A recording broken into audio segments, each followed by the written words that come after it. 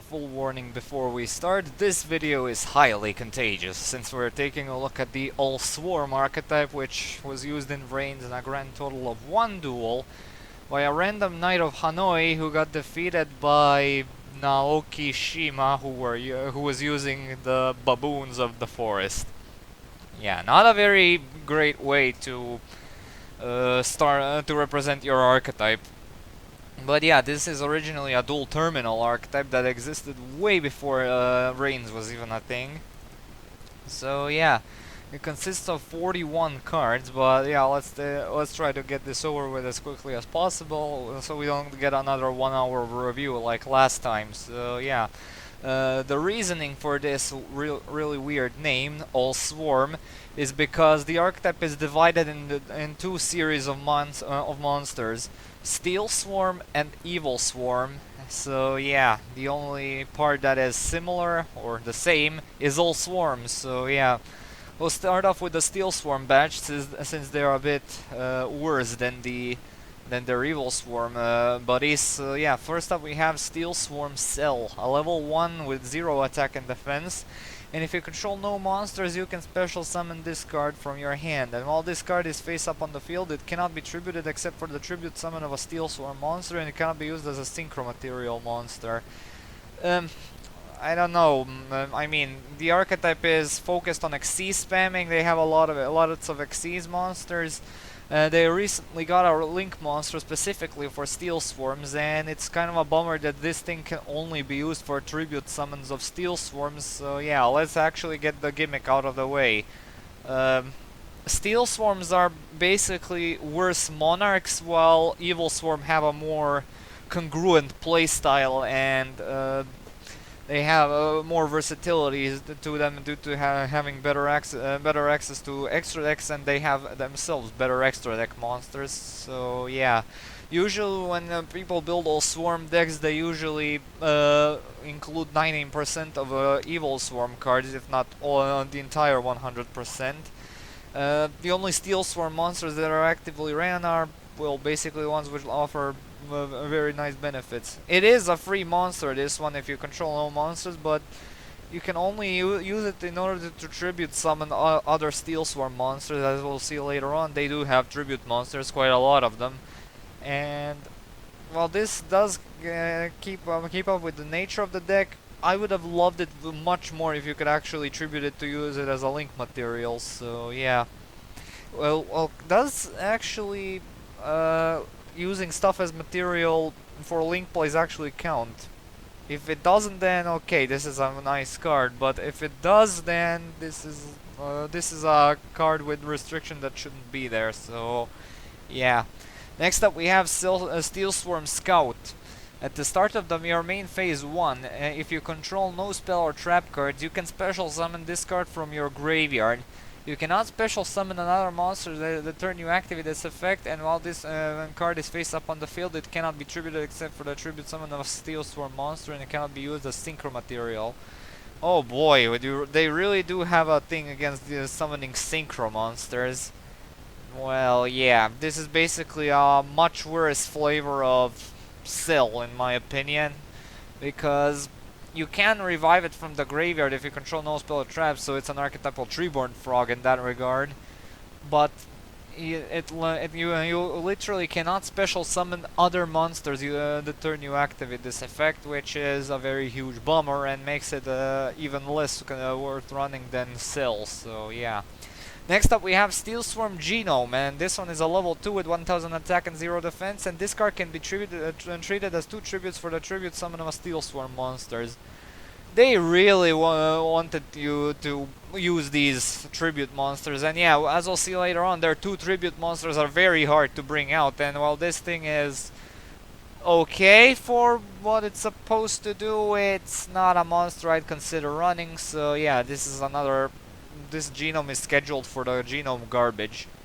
Next up we have STEELSWARM Sentinel, their first level and only level 3. When this card is face up in face up attack position, special summoned level 5 or higher monsters on the field cannot activate their effects. Pretty good effect, but if it would have been welcome on the boss monster as to a as this thing is basically a level 3 with terrible stats and anything can run over it. So yeah, not worth it in my opinion. Next up we have their first level 4 STEELSWARM Gatekeeper. If a STEELSWARM monster is tribute summoned face up while this card is face up on the field, you can normal summon or set one monster in addition to your normal summon or set this turn. Lovely effect, but the sentiments are no longer necessary since tribute summoning is way out of league for the today's Yu-Gi-Oh meta in today's fashion, and it only works on STEELSWARMs. So yeah, go figure. If you're building like a pure STEELSWARM deck, then usually you run at least 2 of these, but overall it's not worth it. Next up we have their final, the final STEELSWARM low level monster, that being STEELSWARM Caller.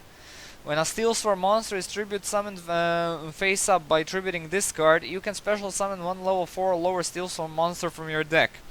Again, a very good effect, even better than Gatekeeper. Well, on the same level. Gatekeeper gives you an additional normal summon, which is always a nice effect, and this one special summons monsters from the deck, but which is also a nice effect. But again, it relies on you summoning specifically STEELSWARM monsters, which specifically need to be tribute summoned. So yeah, not very good in my opinion.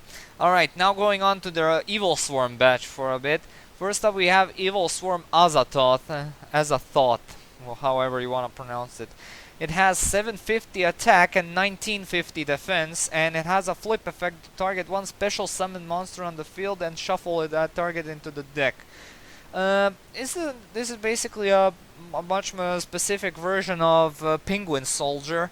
Limited to only one monster and limited to being a special summon from the extra deck, and yeah, the archetype does have a few flip monsters since an archetype does come around from a somewhat slower format, and this type of removal back then was really nice. Nowadays it's not that bad, but it's certainly not as powerful as it used to be. And also another running gag, that EVILSWARM monsters, well, they do have very potent gameplay styles, and they have some of the most powerful monsters in the game. Well, some of the most powerful Xyz monsters in the game, that is. They have this amazing gimmick of having very not nice numbers as attack and defense values. They always have the 50s in their stats. So like, instead of round numbers, they have these 50s, and that basically makes them a real hassle to deal with when calculating damage. And as we'll see later on, the archetype relies on attacking a lot. So yeah. Next up we have EVILSWARM Salamandra. This one has 1850 attack and 950 defense, and up to twice per turn you can banish one monster from your graveyard for this card to gain 300 attack until the end of your opponent's next turn. Oh. No, the archetype does not focus on banishing your stuff, well, at least for not for any pointless effects like this, so yeah, not worth it. It is a beat stick, which is alright in most standards, but most of the time it's very not worth it. Next up we have EVILSWARM O-Lantern. This one, it has the effect that you can tribute this card and target one face-up monster your opponent controls to destroy that target. Slow and very unreliable, and not to mention that this thing isn't even a quick effect, so yeah, if it was, then I'd call it a better card. Much like the next monster, which is EVILSWARM KETOS, which does the same shit only for spell and trap cards. So yeah, this one is even this one is even more irrelevant since yeah, you can get rid of some floodgates, but that's about it. And their next monster is EVILSWARM HRAESVELG, and this one has the flip effect to target one face-up card your opponent controls and return that target to the hand. Oh look, it's what the previous two monsters should have been, but way slower. Yeah, I would if this card made any sense, then the first two wouldn't exist. This wouldn't be a this wouldn't be a flip effect, and instead it would be a quick effect, so you can tribute it in order to pop a card on the field. But it's not, so yeah, it's not useful. Next up we have EVILSWARM OBLIVIWISP, and this one has 450 attack and 2050 defense. If this card battles a monster, after damage calculation, negate the effects of that monster, including in the graveyard. The thing has 450 attack. How is this thing going to run over anything unless you equip it with something like Moon Mirror Shield? No. Goodbye. Next up we have EVILSWARM ZAHAK, or ZAHK, however you wanna call him. 1850 attack and 850 defense, and if this face-up card you control is destroyed by your opponent's card, either by battle or card effect, and sent to the graveyard, target one special summon level 5 or higher monster on the field, destroy that target. Okay, nothing too special, but it certainly could have been a lot better. Most monsters nowadays are immune to targeting, and it specifically requires a level of the monster, so that means you're screwed over in the Link and Xyz department, so yeah, it's a bit too specific, but I guess running one couldn't hurt in every 3 billion decks, so yeah. Next up we have EVILSWARM Thunderbird. This one is actually very nice. During either player's turn, when a card or effect is activated except during the damage step, you can banish this card you control, and during the next standby phase, return this card banished by this effect to the field, and if you do, it gains 300 attack. You can only use this effect of EVILSWARM Thunderbird once per turn. In pure EVILSWARMs, this thing does not see that much play, but this is a prime star and the prime beatstick and beatstick monster of the chain beat strategy, alongside with one wind-up rabbits, because chain beat is basically a type of deck which relies on banishing your own monsters and stuffs, and having a game with your opponent to try to out-resource him as soon as possible, and this is one of their best monsters to do it. And not to mention that this thing can really easily avoid the effect targeting and everything. Well, basically any kind of effect which would affect it. So yeah, since this thing is a quick effect and it has pretty nice stats, it is able to rise to become a very fantastic beatstick. So yeah. If you're playing Chain Beat, that this is a 3-off staple, and if you're playing pure EVILSWARMs, then, or all swarms in general, and then run by preference, and the ratios also yourselves, it's up to you to decide. And next up we have EVILSWARM Mandragora, and this one you might remember from Reigns as being used as a cute little plushie by the young Aoi Zaizen, and she looked cute as heck. Anyway, if your opponent controls more monsters than you do, you can special summon this card from your hand. This is a 3-off staple, a very hard one, since you can since this thing is not a once per turn, and you can get up to 3 free monsters with this thing's effect, and yeah, basically as many free monsters as you can get is welcome in the deck, since, well, the link summoning is here, and you need to make as many links as possible. Moving on. Next up we have EVILSWARM Caster. During the turn this card was normal summoned, you can normal summon one EVILSWARM monster in addition to your normal summon set, and you gain this effect once per turn. Also run 3, because it gives you a free normal summon, and it's not only limited to EVILSWARMs, but STEELSWARMs as well if you want to run some. But most of the time you'll be just playing EVILSWARMs most of the time, and as we'll see later on, this is a very, very valuable effect which plays with the intended nature of the archetype and helps out with the swarming massively.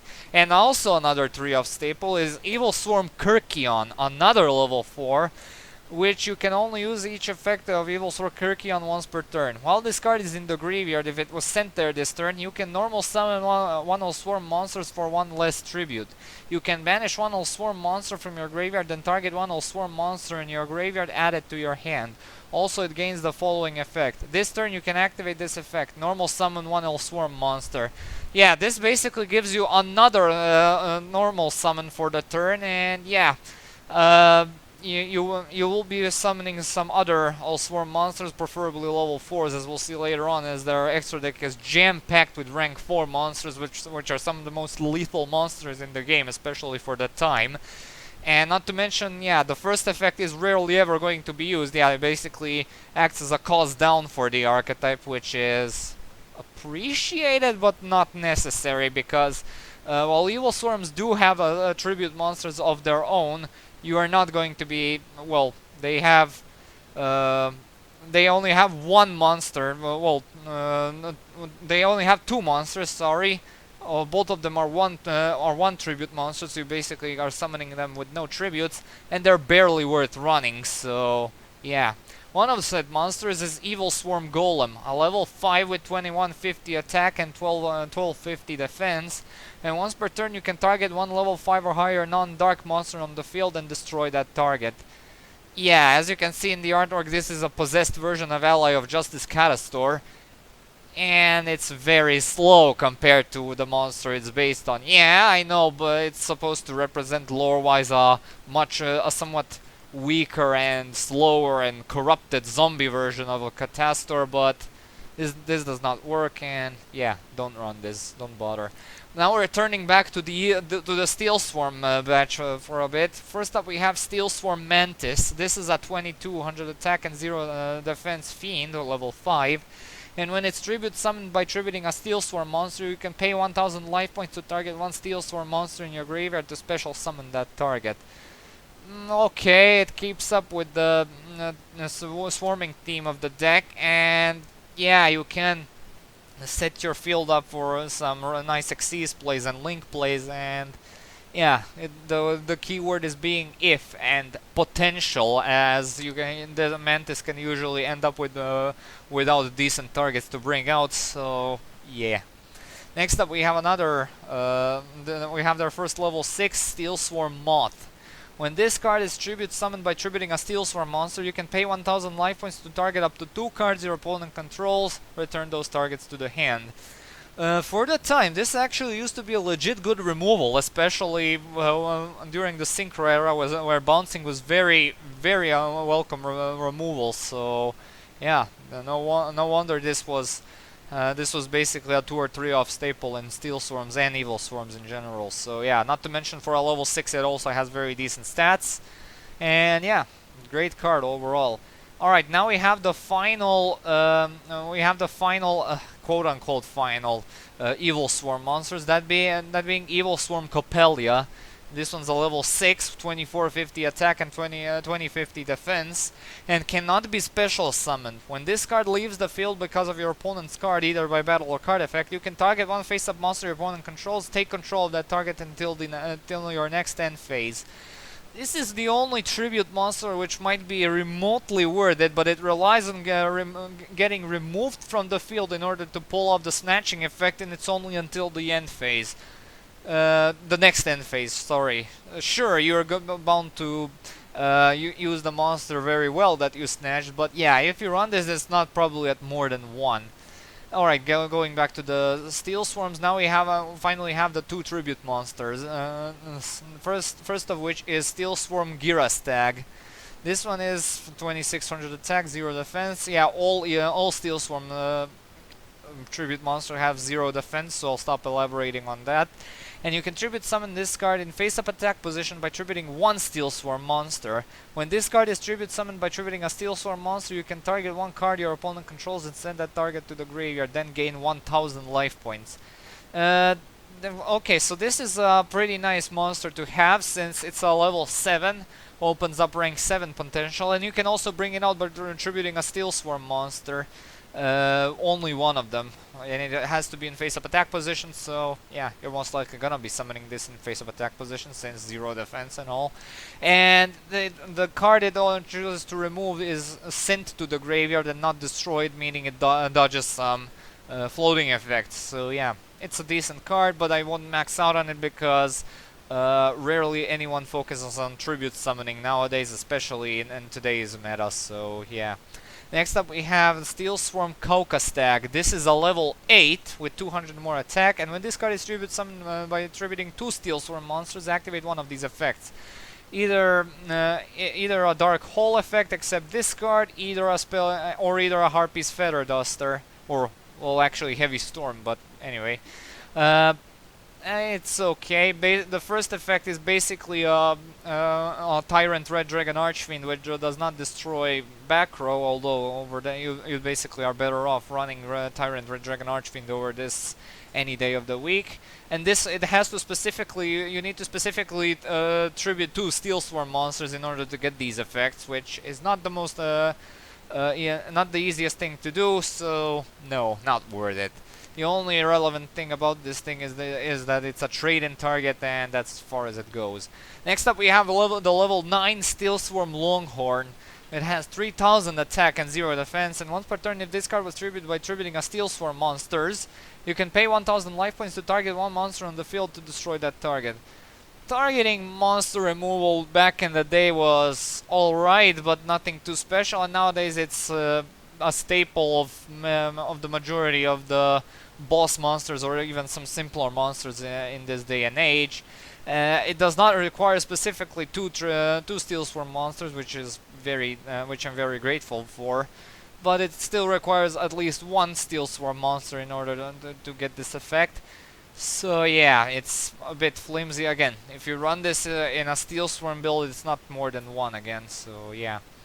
And the last STEELSWARM main deck monster is STEELSWARM HERCULES. This one's a level 10 with 3200 attack and 0 defense. Cannot be special summoned and requires 3 STEELSWARM tributes to normal summon, but cannot be normal set. And once per turn you can pay half your life points to destroy all other cards on the field. Basically what CAUCASTAG should have been, but yeah, I mean it's their prime boss monster, and yeah, it's alright, but it does not have a single ounce of protection, and that's where things start getting south. So yeah, again, a questionable one-off if you ever run this, because it requires 3 STEELSWARM monsters in order to summon it, and not all swarm, specifically STEELSWARM monsters. So yeah, which makes it even worse in comparison. And the last monster is a normal monster, which is a level 4 normal monster, that being EVILSWARM HELIOTROPE. It's a rock attribute for some reason, which I don't understand in the slightest. But yeah, it has 1950 attack and 650 defense, which you can basically run at 3 if you choose for a build involving Rescue Rabbit and Unexpected Die, which is fine. Again, run by preference, but yeah, it can provide with some nice materials overall. Alright, the last STEELSWARM monster in general is the Link monster. Well, it's actually not, sorry. Their semi-final monster is STEELSWARM Origin, a Link 2, requires 2 all swarm monsters, points up and down, has 2000 attack, and while this card is in the extra monster zone, if a monster would be special summoned from the extra deck to the main monster zone, it must be summoned to a zone this card points to. While this card points to a monster, neither player can target it with card effects. Also, it cannot be destroyed by battle or card effects. Once per turn, when an opponent's monster on the field is destroyed by battle or card effect, you can special summon 1 level 4 or lower all swarm monsters from your deck in defense position up to the number of monsters destroyed. In terms of legacy support, because that's what this thing is, it's pretty alright. I would have actually preferred if it was EVILSWARM Origin, because that would make it a lot more congruent with the archetype, which is you know that they were going for it, since they made it summoning requirements to all swarm monsters. I'm saying that because EVILSWARMs are much more widely played than the STEELSWARM lineups, so yeah. And this is like one of the only cards in the entire game that actually forces a player to summon a monster from the extra deck into a zone this card points to, and it gets some nice protection when it points to a monster, which can be one of yours, of course.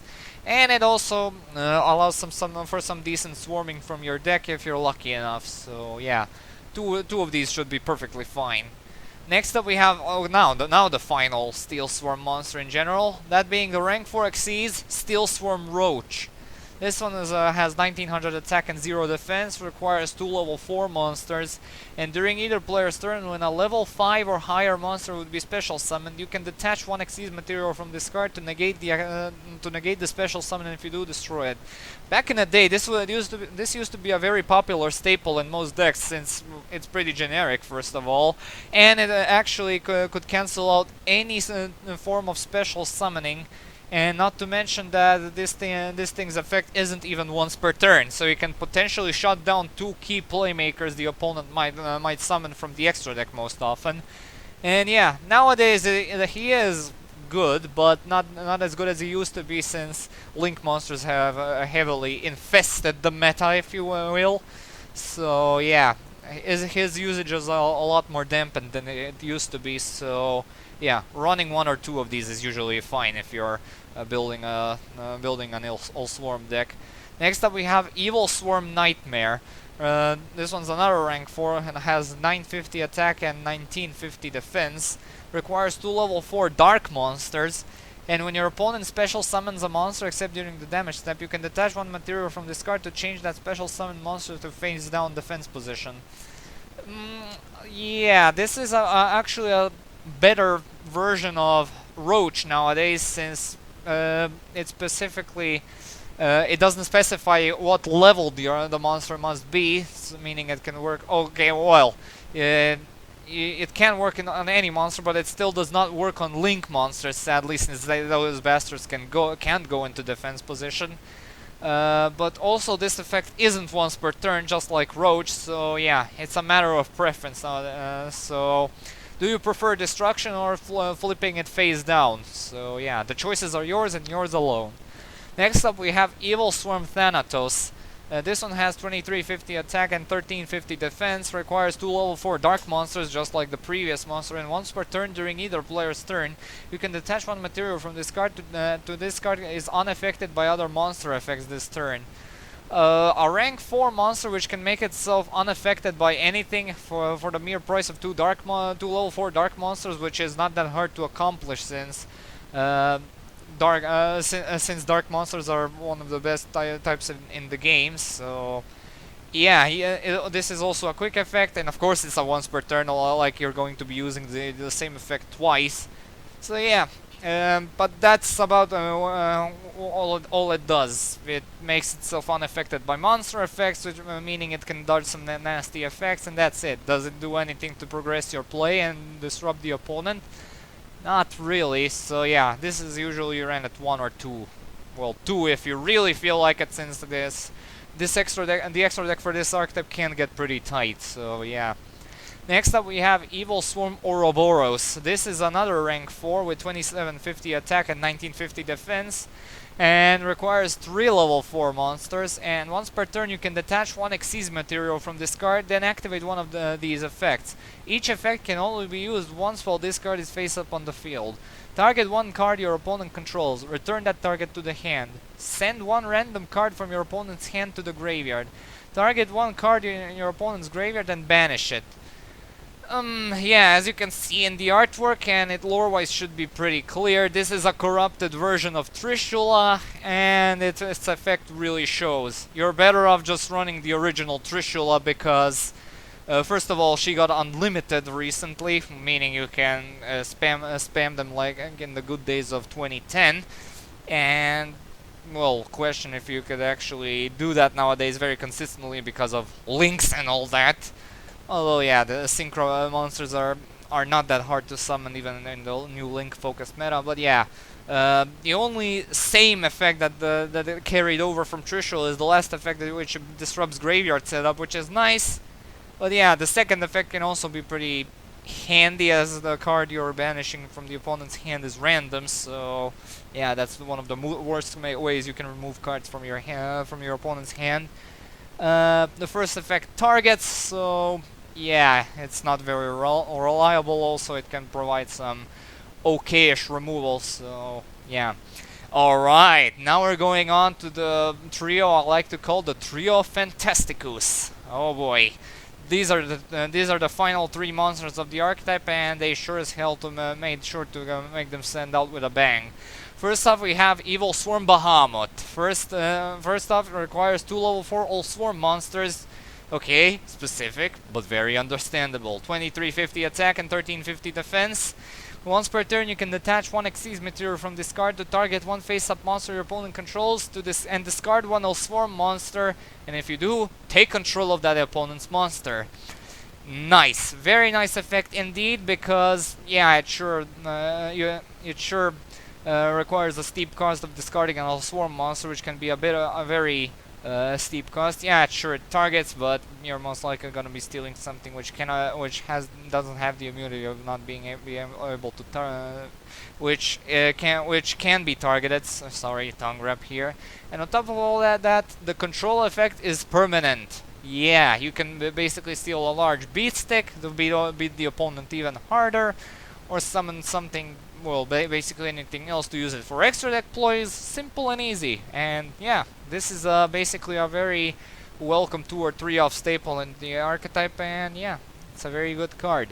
Also good is EVILSWARM Ophion. This one also requires 2 lswarm monsters, and it has 200 more attack and 300 more defense. And while this card has Xyz material, level 5 or higher monsters cannot be special summoned.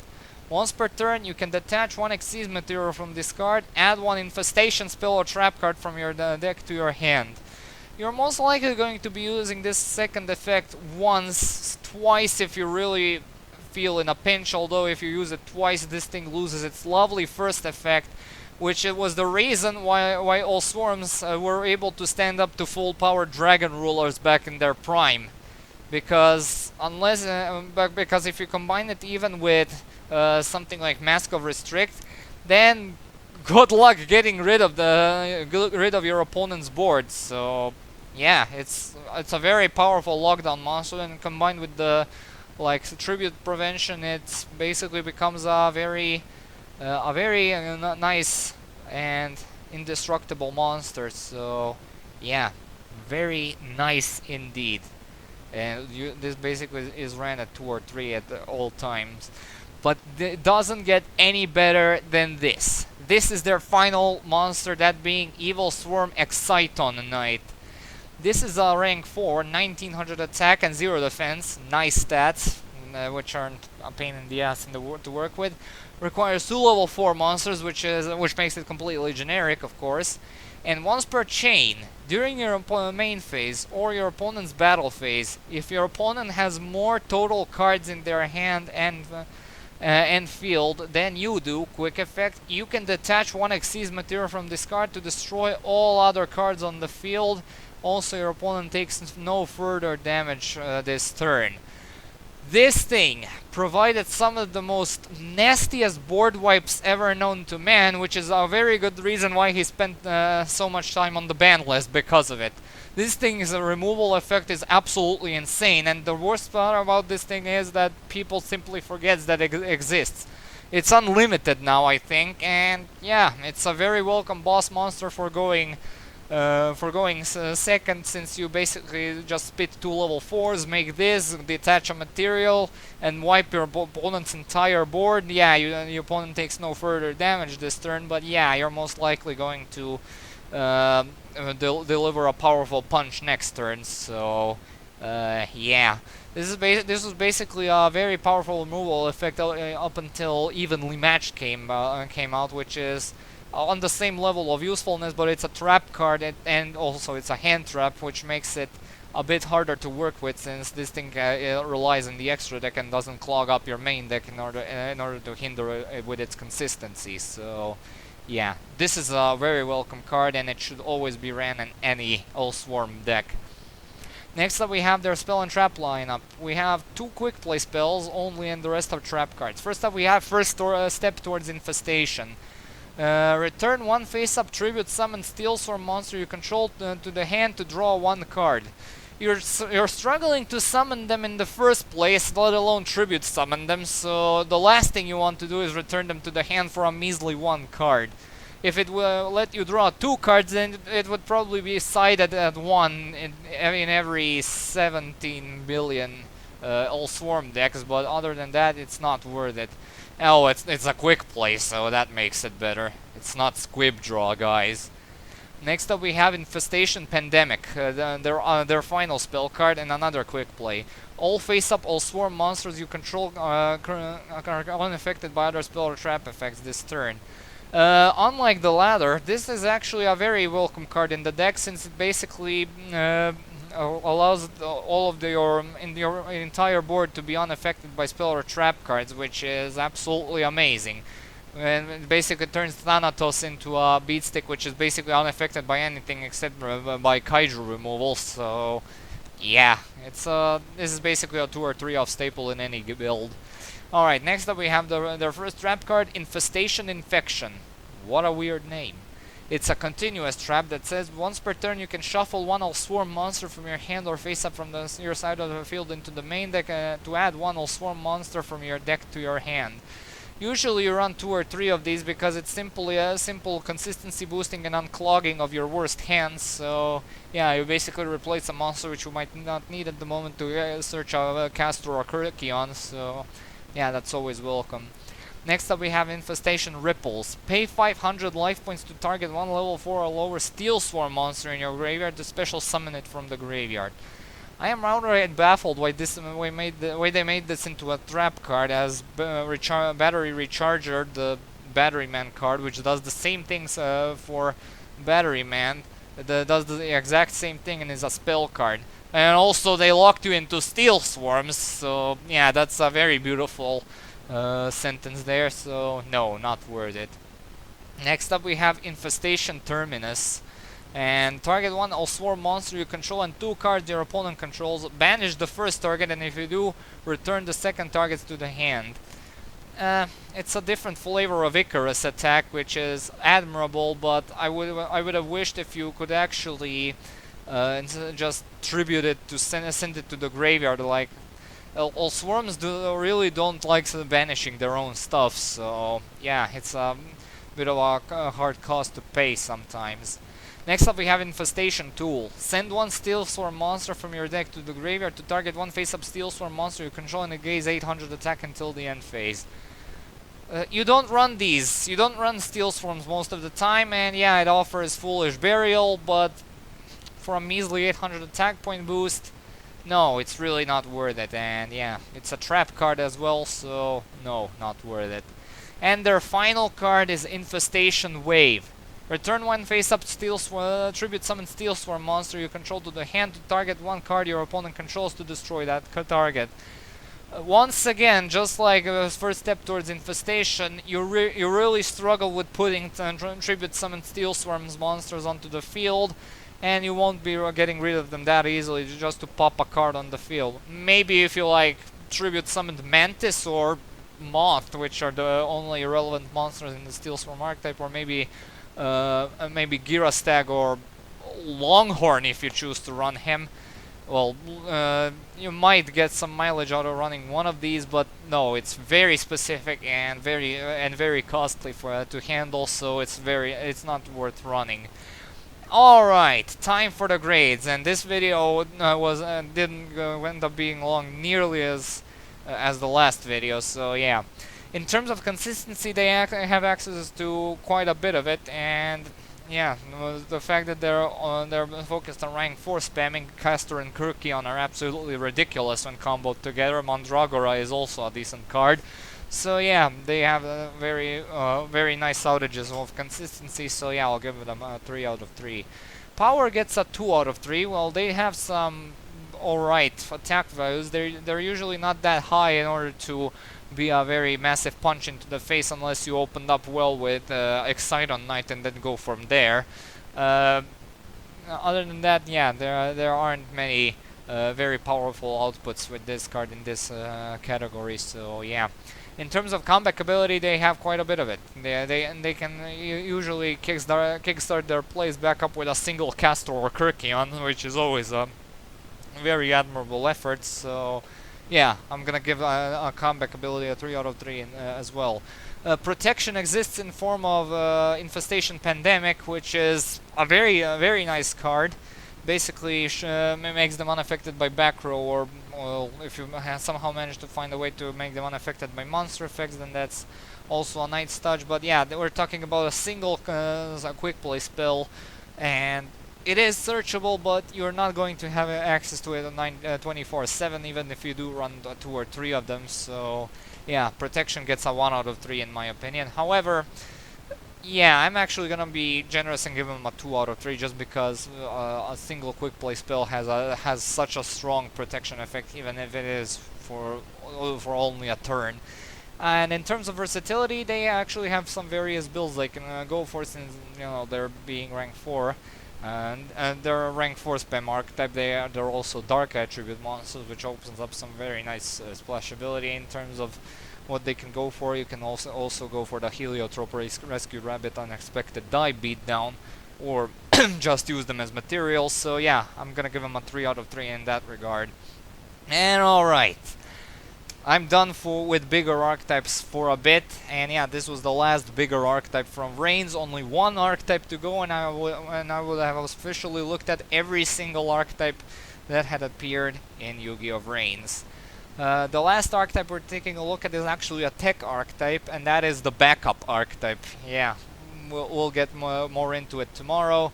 But as for now, thank you all so much for watching. Stay tuned for more walkthroughs and updates. Comment, like, and subscribe.